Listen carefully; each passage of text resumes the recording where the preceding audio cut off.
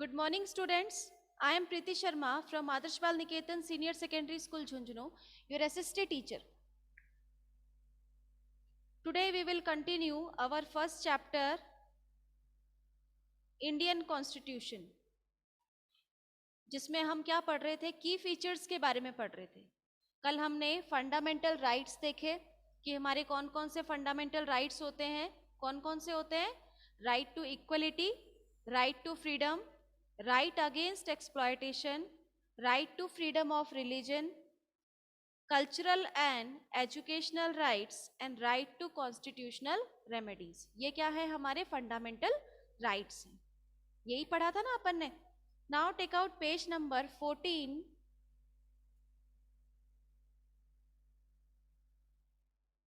14 पर देखो, second paragraph. Moreover, the various minority communities also express the need for the constitution to include right that would protect their groups. कि ये जो constitution है उसकी requirement है, ये हमारी क्या? fundamental rights.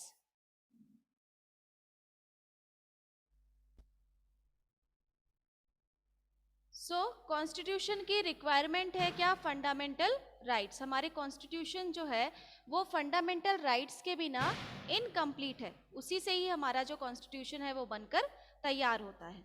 The constitution therefore also guarantees the right of minorities against the majority. जैसा कि कल मैंने आप लोगों को बताया था कि जो माइनॉरिटीज होते हैं वो मेजोरिटी के अगेंस्ट में हमेशा क्या होते हैं? डोमिनेट होते हैं. जिनकी मेजोरिटी ज़्यादा होगी उसी के अगेंस्ट ही क्या होना होता है? काम करना पड़ता है. So as Dr. Ambedkar has said that about these fundamental rights, their object is twofold. कि ये जो fundamental rights हमें दिए गए हैं कॉन्स्टिट्यूशन में, इसके टू फोल्ड्स हैं. कौन कौन से? First object is that every citizen must be in a position to claim those right. कि हर एक पर्सन के पास ये राइट है कि वो क्या कर सकता है? क्लेम कर सकता है. कि अगर उनको ये राइट्स फॉलो करने नहीं दिया जा रहा है, सपोज आप कहीं पर किसी ट्रैफिक में जा रहे हैं और आप अगर उस रूल को फॉलो कर रहे हैं कि आपको जब सिग्नल मिलेगा तभी आप उस चीज वहां से जाएंगे. कोई अगर उसको उल्लंघन करता है, उस नियम का उल्लंघन करता है या उस रूल को फॉलो नहीं करता है, तो आप क्या कर सकते हो? उसके लिए क्लेम कर सकते हो कि जो रूल्स बनाए गए हैं, जो राइट्स हमें दिए गए हैं, उसका फॉलो नहीं किया जा रहा है ना. तो ये एक राइट दिया गया है. दूसरा क्या पर्पस है हमारे फंडामेंटल राइट्स का? कि these rights must be binding upon every authority that has got the power to make laws. कि हर एक के पास ये पावर है कि हम क्या कर सकते हैं? नए नियम और कानून बना सकते हैं. जैसे कि पहले क्या होता था कि हम कितने बजे भी म्यूजिक वगैरह चला सकते थे, लाउड म्यूजिक आप बजा सकते थे. लेकिन जब सब लोगों को प्रॉब्लम हुई तो उससे क्या हुआ? एक नियम बनाया गया कि आप जो सिटीज़ होती हैं उसमें 10 बजे के बाद में क्या लाउड म्यूजिक नहीं चला सकते. नियम बनाया गया ना. तो वो किसके लिए बनाया गया? फॉर द पीपल, लोगों के लिए बनाया गया. उनकी सुविधाओं को ध्यान में रखते हुए बनाया गया, उनके लिए और उनके कहने पर बनाया गया, है ना. तो ये नियम जो होते हैं वो हम अपनी इच्छा से, अपनी सुविधा के अनुसार, कि हमें ऐसा लगता है कि यहाँ पर ये नियम बनना चाहिए, तो उसके अकॉर्डिंग हम लॉज को क्या कर सकते हैं? रेगुलेट कर सकते हैं. In addition to fundamental right, the Constitution also has a section called Directive Principle of State Policy. कि ये जो फंडामेंटल राइट्स है इनके एडिशन में, यानी कि फंडामेंटल्स के अंदर एक पॉइंट और ऐड किया जा सकता है. वो क्या है? कौन सा सेक्शन ऐड किया जा सकता है? Directive principle of state policy. अब ये क्या चीज है? This section was designed by the member of the constituent assembly to ensure greater social and economic reform. कि सोशल और इकोनॉमिक रिफॉर्मर जो आते हैं, यानी कि हमें जो सामाजिक बुराइयां हैं उसको दूर करने के लिए जो मूवमेंट स्टार्ट किया जाता है वो इसके अंदर आता है, directive principle of state policy के अंदर. ठीक है. जिसके अंदर समाज के अंदर कुछ बुराइयां होती है, जैसे कि पहले जो पुराने समाज के अंदर होता था ना, अनटचेबिलिटी, छुआछूत का जो कुरीतियां थी, दहेज प्रथा थी, या फिर बाल विवाह था, ये सब क्या है? सामाजिक बुराइयां थी. तो इनको चेंज करने के लिए हम जिस प्रोसेस के थ्रू हमारे फंडामेंटल राइट्स में चेंजेस कर सकते हैं वो क्या होते हैं? Directive principles of state policies होती हैं. ठीक है. and to serve as a guide to the independent Indian state to institute laws and policies that help reduce the poverty of the masses. और जैसे जैसे समाज के अंदर जो बुराइयां हैं, जो सामाजिक बुराइयां हैं वो खत्म होंगी, तो उससे क्या होगा, लॉज जो हैं वो नए नियम और कानून बनेंगे, लॉज उतने ही ज्यादा इफेक्टिव होंगे जितनी ज्यादा उसमें बुराइयां कम होगी। ठीक है, नेक्स्ट है हमारा सेक्युलरिज्म। सेक्युलरिज्म क्या होता है, ये भी क्या है, एक की फीचर है हमारे कॉन्स्टिट्यूशन का। तो a secular state is one in which state does not sufficient promote any one religion as the state religion. Secularism state, secular state किसे कहते हैं हम, कि एक ऐसा स्टेट जिसके अंदर खुद का कोई रिलीजन नहीं है, स्टेट का कोई रिलीजन नहीं होता, उसमें हर रिलीजन के लोग रहते हैं, हर रीजन के लोग रहते हैं, हर कास्ट के लोग रहते हैं, एक साथ रह सकते हैं। पर्टिकुलर स्टेट का कोई रिलीजन नहीं होता ना, कि इस स्टेट के अंदर आपको इस धर्म को फॉलो करना है, इस स्टेट के अंदर आपको इस लैंग्वेज को बोलना है, यही भाषा आपको बोलनी पड़ेगी कंपलसरी, ऐसा नहीं है ना। अपने इंडिया के अंदर जितने भी स्टेट्स हैं, सभी स्टेट्स में अलग अलग भाषाएं बोली जाती है, क्योंकि हमारे कंट्री का, एक नेशन का कोई पर्टिकुलर रिलीजन नहीं है, इसीलिए। You now understand the ways in which a country history often determine the kind of constitution that a country adopt for itself. Hello.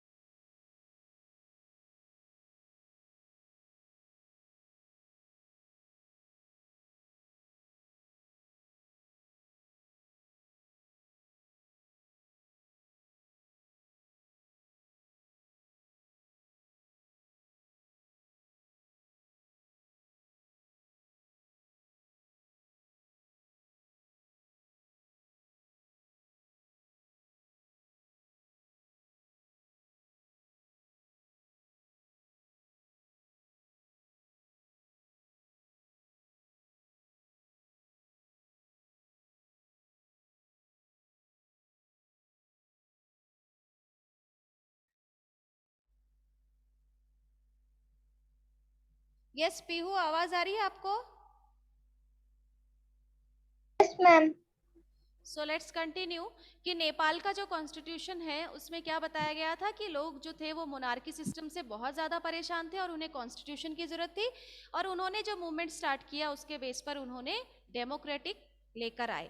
The different features of the Indian constitution outlined above involve complicated ideas that are often not easy to grasp. Don't worry too much about this for the moment. In the rest of the book as well as in your higher classes, you will read more about these different features and of the Indian constitution and understand more substantially what they mean. कि इस chapter में तो सिर्फ हमने क्या पढ़ी है, basic चीजें पढ़ी है कि कॉन्स्टिट्यूशन क्या होता है, उसके अलावा की फीचर्स क्या होते हैं इसके, सिर्फ यही। इसके बारे में एक एक चीज़ों के बारे में डिटेल में हम आगे जो चैप्टर्स है हमारे उनमें पढ़ेंगे।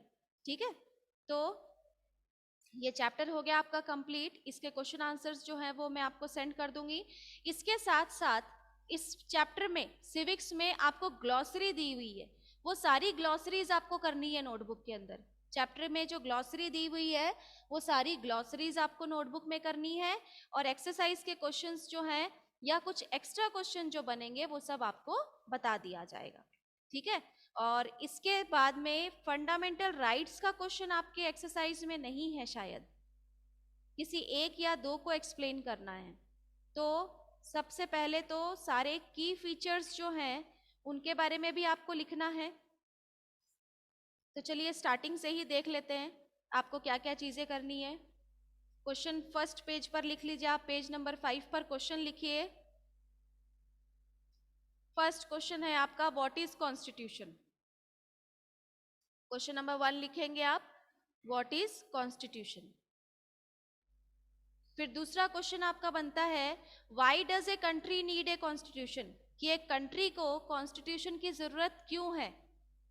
Why does a country need a constitution. ठीक है, ये क्वेश्चन आप लिखेंगे। थर्ड क्वेश्चन जो आएगा आपका वो आएगा की features of constitution. Page number 10 पर आ जाइए। पेज नंबर 10 पर की फीचर्स दिए हुए हैं, की फीचर्स ऑफ कॉन्स्टिट्यूशन, जिसमें पहला पॉइंट आएगा आपका फेडरलिज्म।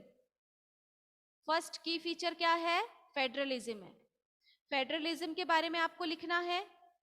फेडरलिज्म के बारे में आप कहां से कहां तक लिखोगे, this refer to the existence, यहां से लेकर और आपको थर्ड टायर ऑफ गवर्नमेंट यहां तक लिखना है फेडरलिज्म के बारे में। ठीक है, सेकेंड है आपका parliamentary form of government.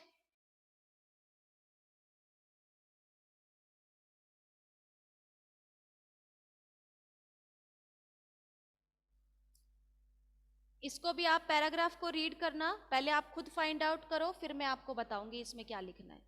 Third आपका आएगा सेपरेशन ऑफ पावर्स।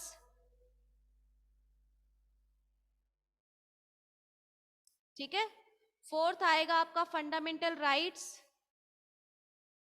जिसमें आपको ये सारे फंडामेंटल राइट्स लिखने हैं फंडामेंटल राइट्स के अंदर। फिर लास्ट आएगा आपका सेक्युलरिज्म। यस, क्या मैडम क्या लिखना है?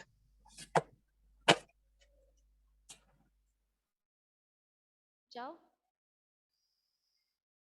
क्या लिखना है? Fundamental rights.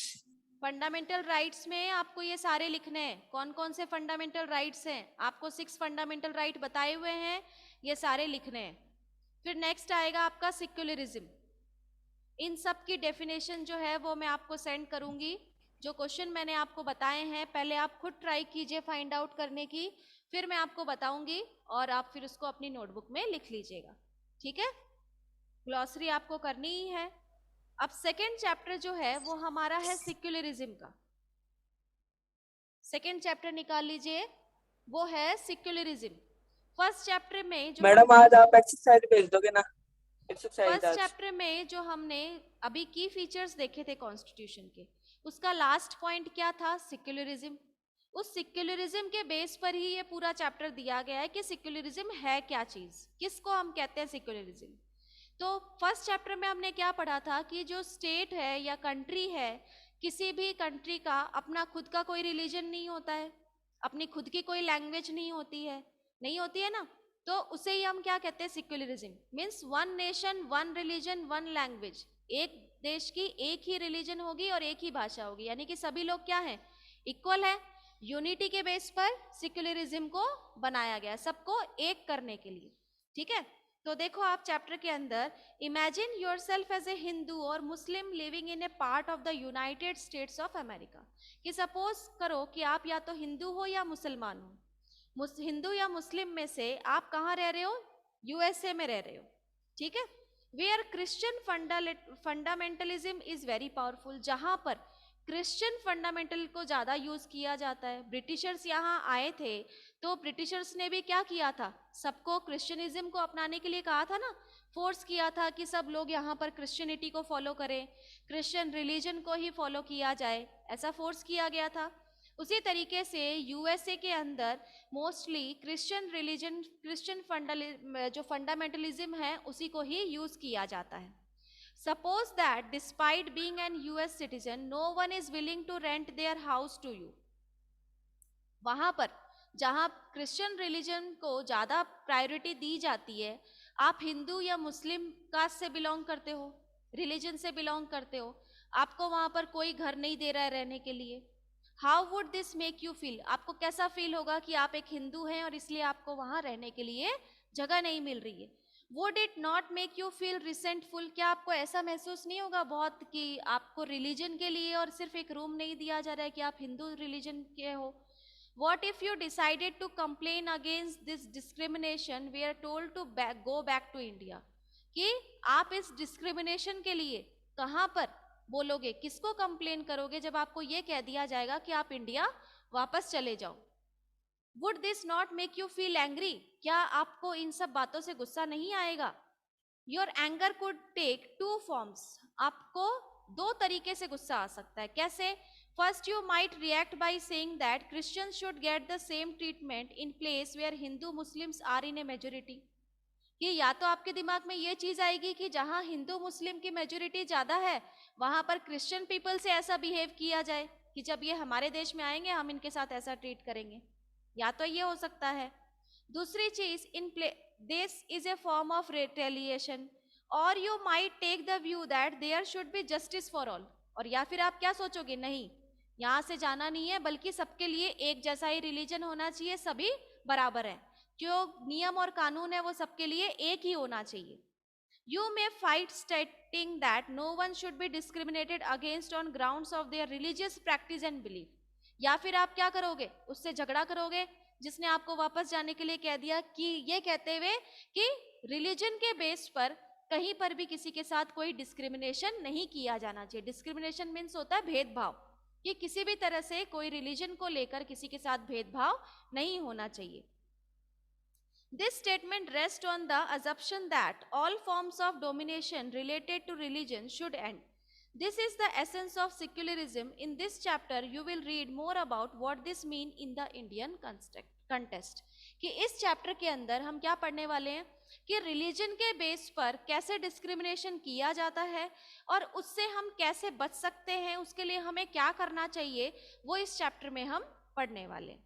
ठीक है, history provide us with many example of discrimination. History के अंदर तो हम बहुत सारे डिस्क्रिमिनेशन के चैप्टर्स पढ़ते हैं जिसमें भेदभाव की बातें की जाती है। Exclusion and persecution on the ground of religion, या जहां पर एक्सक्लूड किया जाता है, जहां से रिलीजन के नाम पर लोगों को अलग किया जाता है और फिर उनसे कैसे बचा जाए, ये सारी चीजें हम हिस्ट्री में भी पढ़ते हैं। You may have read about how Jews were persecuted in Hitler Germany and how several millions were killed. आगे जो आपकी सीनियर क्लासेस हैं 9th में आप ये पढ़ोगे ज्यूज के बारे में कि किस तरीके से हिटलर जो है उनको, मतलब कि हिटलर के टाइम पर जो ज्यूज थे, जो जर्मनी में रहने वाले लोग थे, उनको कैसे अलग कर दिया गया था on the basis of their religion. Now, however, the Jewish state of Israel treats its own Muslim and Christian minorities quite badly. In Saudi Arabia, non-Muslim are not allowed to build a temple. Saudi Arabia में जो non Muslims हैं उनको permission नहीं है कि वो temple build कर सके, मंदिर बना सके, चर्च बना सके। And nor they can they gather in a public place for prayer, और ना ही किसी प्रेयर में वो इकट्ठे हो सकते हैं कि कहीं पर प्रेयर की जा रही है तो वहां जाकर खड़े हो जाएंगे। जो नॉन मुस्लिम है उनको परमिशन नहीं दी जाती है। In all of the above example, member of one religious community either persecuted or discriminate against member of other religious community. ये सभी examples में हमने क्या देखा कि जो religious community है या तो उसे अलग कर दिया जाता है बाकी सबसे, और या फिर उसे भेदभाव के द्वारा उसे टॉर्चर किया जाता है। This act of discrimination take place more easily when one religion is given official recognition by the state at the expense of other religion. ये सारी चीजें तभी खत्म हो सकती है जब किसी पर्टिकुलर स्टेट को एक रिलीजन दिया जाए। Clearly, no one would wish to be discriminated against because of their religion, not dominated by other religion. कोई भी पर्सन किसी रिलीजन के बेस पर ना ही किसी से भेदभाव करेगा और ना ही वो करवाना चाहता है कि कोई हमारे साथ, हमारे धर्म को लेकर कोई हमारे साथ भेदभाव करे। In India can the state discriminate against citizen on the grounds of their religion? India के अंदर क्या किसी स्टेट के अंदर रिलीजन को लेकर ऐसा किया जाता है? नहीं किया जाता। So what is secularism? तो सेक्युलरिज्म क्या होती है कि in the previous chapter you read about how the Indian constitution contain fundamental rights. इससे प्रीवियस चैप्टर में हम क्या पढ़ रहे थे कि जो फंडामेंटल राइट्स हैं वो क्या चीज है? तो protect us against state power as well as against the tyranny of the majority. कि जो फंडामेंटल राइट्स है उसमें हमें दिया गया है कि जो हमारा नेशन है वो एक है, उसका रिलीजन भी एक है, किसी के साथ कोई डिस्क्रिमिनेशन नहीं किया जाना चाहिए। And the Indian Constitution allow individual the freedom to live by their religious belief and practice as they interpret this. और जितने भी सेक्युलरिज्म में जितने भी लोग आते हैं, इंडियन कॉन्स्टिट्यूशन जो है वो सभी को एक जैसी फ्रीडम प्रोवाइड करती है। ये तो है नहीं कि नहीं आपको तो फ्रीडम मिली हुई है, दूसरे लोगों को फ्रीडम नहीं मिलेगी, आप इस बस में बैठ सकते हो, आप इस बस में नहीं जा सकते, ऐसा नहीं होता। आप इस स्कूल में जा सकते हो, आप इस स्कूल में नहीं जा सकते, ऐसा नहीं है। सभी को इक्वलिटी और फ्रीडम जो है वो प्रोवाइड की गई है with the base of secularism, सभी को एक मानते हुए, सिक्योर मानते हुए। ठीक है। In keeping with this idea of religious freedom for all, India also adopted a strategy of separating the power of religion and power of state. यानी कि ये आइडिया इंडिया जो इंडियन पीपल है, इंडियन कॉन्स्टिट्यूशन को जो तैयार किया गया है उसमें क्या बताया गया है सेक्युलरिज्म के लिए कि जो रिलीजियस है, रिलीजियस फ्रीडम फॉर ऑल, सभी के पास फ्रीडम है कि वो किसी भी रिलीजन को अडॉप्ट कर सकते हैं। दूसरी चीज कि power of separation of power of religion, सबके पास अपने रिलीजन का पावर है कि हम इस धर्म को फॉलो करेंगे, उसके लिए हमें कोई नहीं रोक सकता, उसका पावर आपके पास है। And the power of the state, आप उस स्टेट से बिलोंग करते हैं, आप उस स्टेट के रिलीजन को अडॉप्ट कर रहे हैं, इसका भी पावर आपके पास है। Secularism refer to the separation of religion from the state. Religion, secularism क्या करता है कि आपका जो रिलीजन है वो किसी स्टेट से नहीं मिलता है, किसी कंट्री से नहीं मिलता है, आपका रिलीजन जो है वो आपका खुद का अपना है। ठीक है। नेक्स्ट आता है आपका why is it important to separate religion from the state, कि ये जो रिलीजन है उसे स्टेट से क्यों अलग किया जाता है। किसी पर्टिकुलर स्टेट का कोई रिलीजन हो, कंट्री का कोई रिलीजन हो, ऐसा जरूरी नहीं है। रिलीजन अलग चीज है, स्टेट जो है वो अलग चीज है। रिलीजन हम किसको कहते हैं? धर्म को कहते हैं। स्टेट मीन्स क्या हो गया? आपके राज्य हो गए, है ना। तो दोनों चीजें क्या है? अलग अलग है। तो हम इन लोगों को एक नहीं कर सकते कि पर्टिकुलर स्टेट का एक रिलीजन हो, ऐसा कंपलसरी नहीं है। As discussed above, the most important aspect of secularism is its separation of religion from the state power. कि सबसे इंपॉर्टेंट चीज क्या है? सेक्युलरिज्म अगर हमें फॉलो करना है तो रिलीजन को स्टेट से क्या करना होगा? अलग करना होगा। This is important for a country to function democratically. ये इंपॉर्टेंट क्यों है कि अगर हमें कंट्री को डेमोक्रेटिक कंट्री बनाना है तो उसे रिलीजन फ्री करना पड़ेगा। हम कोई एक रिलीजन किसी के लिए लागू नहीं कर सकते कि नहीं आपको ये करना ही पड़ेगा। जैसे कि ब्रिटिशर्स ने किया था कि आपको क्रिश्चियन रिलीजन अडॉप्ट करना है तो करना ही है, वैसा कुछ भी नहीं। आप फ्री होकर किसी भी रिलीजन को अडॉप्ट करें, स्टेट उसके लिए कोई आपको बाउंड नहीं करेगा। Almost all countries of the world will have more than one religion group living in them. यानी कि ज्यादातर जितने भी कंट्री है हमारे वर्ल्ड के अंदर, सब में एक से ज्यादा रिलीजन के लोग रहते हैं ना, एक ही रिलीजन के नहीं बल्कि एक से कई अलग अलग रिलीजन के लोग भी एक साथ रहते हैं.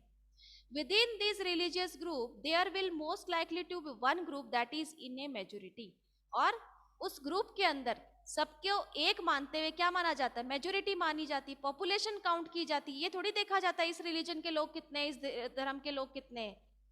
If this majority religious group has access to state power, then it quite easily use this power and financial resource to discriminate against and persecute person of other religion.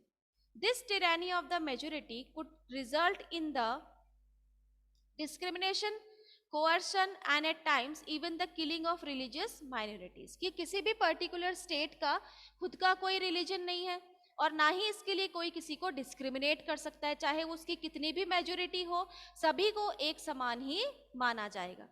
The majority could quite easily prevent minority from practicing their religion. Any form of domination based on religion is a violation of the right that a democratic society guarantee to each and every citizen irrespective of their religion. जैसा कि हमारे constitution के अंदर जो fundamental rights दिए गए हैं उसमें क्या बताया गया, फ्रीडम ऑफ रिलीजन बताया गया. उस फ्रीडम ऑफ रिलीजन के अकॉर्डिंग सबके पास ये राइट्स हैं कि वो कोई भी रिलीजन को अडॉप्ट कर सकते हैं. और अगर उनको किसी भी बेस पर फोर्स किया जाता है कि आपको ये रिलीजन अडॉप्ट करना है, तो इसका मतलब क्या है, उनके राइट्स का वियोलेशन हो रहा है, यानी कि नियमों का उल्लंघन किया जा रहा है. Therefore, the tyranny of the majority and the violation of fundamental right that can result is one reason why it is important to separate the state and religion in democratic society. और जहां पर जो fundamental rights का वियोलेशन होता है, तो वहीं पर ही क्या माना जाता है कि इसी कारण से स्टेट और रिलीजन को अलग करना जरूरी है. क्योंकि जिसकी ज्यादा मेजोरिटी होगी वो क्या करेगा, माइनॉरिटी को डोमिनेट करेगा, माइनॉरिटी को हमेशा क्या करेगा, प्रेशराइज करेगा काम करवाने के लिए या किसी भी काम के लिए डिस्क्रिमिनेट करेगा, भेदभाव करेगा. तो इसके लिए ही स्टेट और रिलीजन को अलग किया जाना जरूरी है. ठीक है. दूसरा रीजन क्या दिया गया है कि another reason that it is important to separate religion from the state in democratic society is because we also need to protect the freedom of individual to exit from their religion, embrace another religion or have the freedom to interrupt religious teaching differently. कि दूसरा reason क्या है कि कोई भी particular person जो है उसकी फ्रीडम जो है वो मिलनी चाहिए उसे. अगर हम उसे रिलीजन में बांध देंगे तो वो क्या होगा, फ्रीडम नहीं होगी उसकी, क्योंकि वो उसकी मर्जी से नहीं चल रहा है.